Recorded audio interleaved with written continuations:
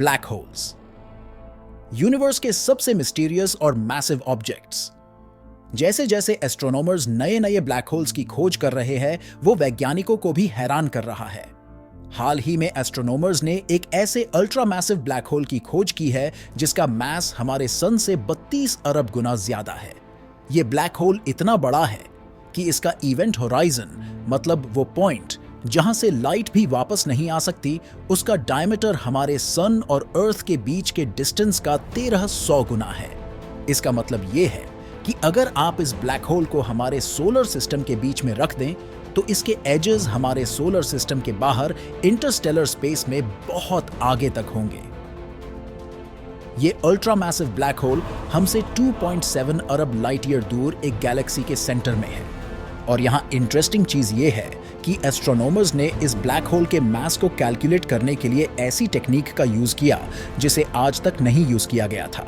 ये एक historic achievement भी है। तो एस्ट्रोनॉमर्स ने इस ब्लैक होल के मास को कैसे कैलकुलेट किया और बिना ऑब्जर्व किए ब्लैक होल की प्रॉपर्टीज के बारे में कैसे पता चला, और क्यों इससे मिले रिजल्ट्स एस्ट्रोनॉमी के लिए इंपॉर्टेंट है। तो ऐसी और इंटरेस्टिंग वीडियोस के लिए वीडियो को लाइक शेयर करके चैनल को सब्सक्राइब कर लें। तो चलिए हमारे साथ अनंत अंतरिक्ष के इस नए सफर पर। इस फोटो को देखकर आपको ये एक नॉर्मल फोटो की तरह ही लगेगी, बट ऐसा नहीं है। इस इमेज में एक गैलेक्सी है जो हमसे 10 बिलियन लाइट ईयर दूर है, और जो क्लस्टर है वो हमसे 5 अरब लाइट ईयर दूर है। इमेज में जो आर्क शेप का पैटर्न है वो ग्रेविटेशनल लेंसिंग के कारण है। ग्रेविटेशनल लेंसिंग में होता ये है कि बहुत दूर के ऑब्जेक्ट से आने वाली लाइट अपने रास्ते में आने वाले किसी विशाल ऑब्जेक्ट की ग्रेविटी से बेंड हो जाती है, जिसे हम उस ऑब्जेक्ट को डिटेक्ट कर पाते हैं। और इस इमेज में जो आर्क आप देख रहे हैं वो अलग अलग गैलेक्सीज की इमेज नहीं है, बल्कि एक ही गैलेक्सी की मल्टीपल इमेज है।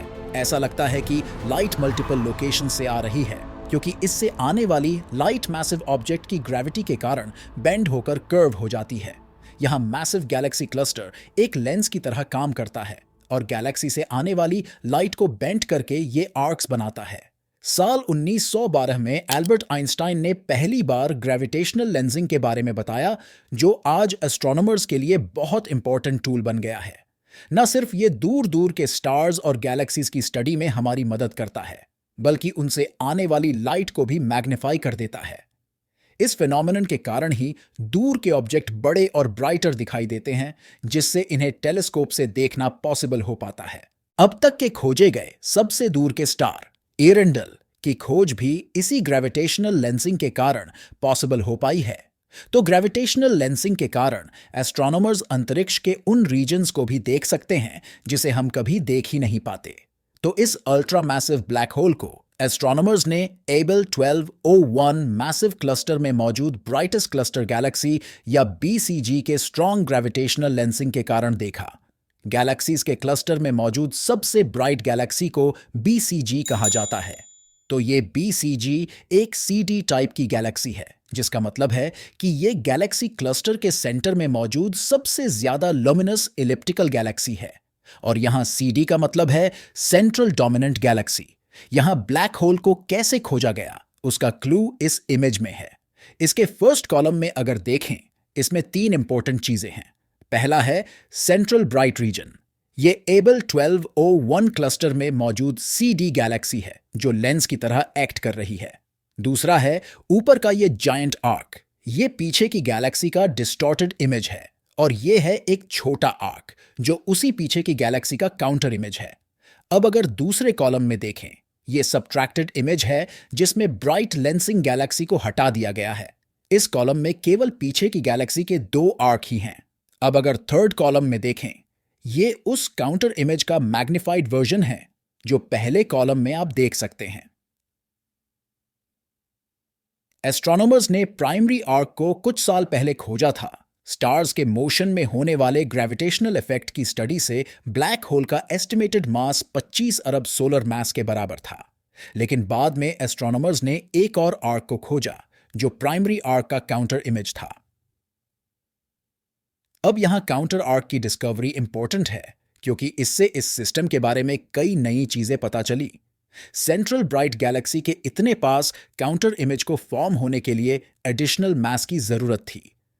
तो ऐसे में एस्ट्रोनॉमर्स ने इस ऑब्जर्व्ड डेटा से मैच करने के लिए अलग अलग मास के कई मॉडल का यूज किया।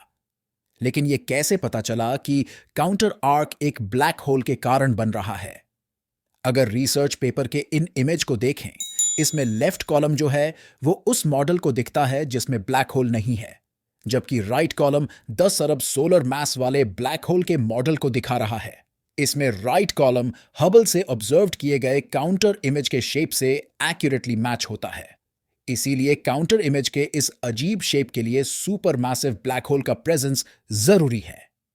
इससे यह तो पता चल गया कि वहां एक ब्लैक होल है, बट यह कैसे पता चला कि उसका एग्जैक्ट मास क्या है?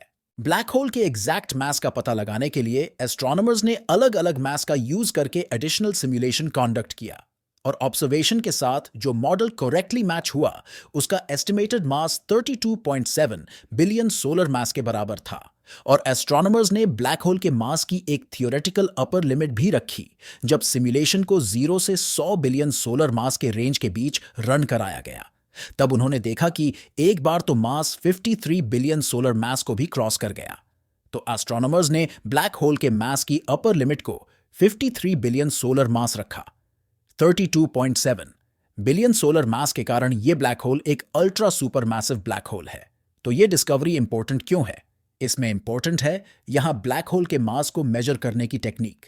जैसा पहले हमने आपको बताया कि पहले इस ब्लैक होल के मास को इसके आसपास के स्टार्स के मोशन की स्टडी करके पता लगाया गया था।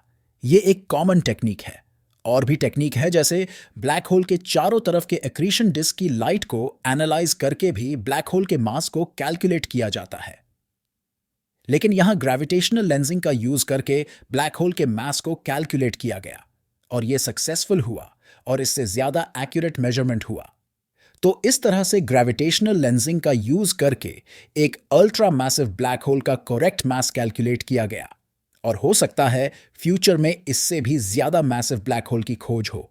तो अगर इस वीडियो से आपको कुछ नया सीखने को मिला तो वीडियो को लाइक शेयर करना ना भूलें, और ऐसी ही और इंटरेस्टिंग वीडियोस के लिए चैनल को सब्सक्राइब कर लें। तो मिलते हैं ऐसी मजेदार और इंटरेस्टिंग अगली वीडियो में।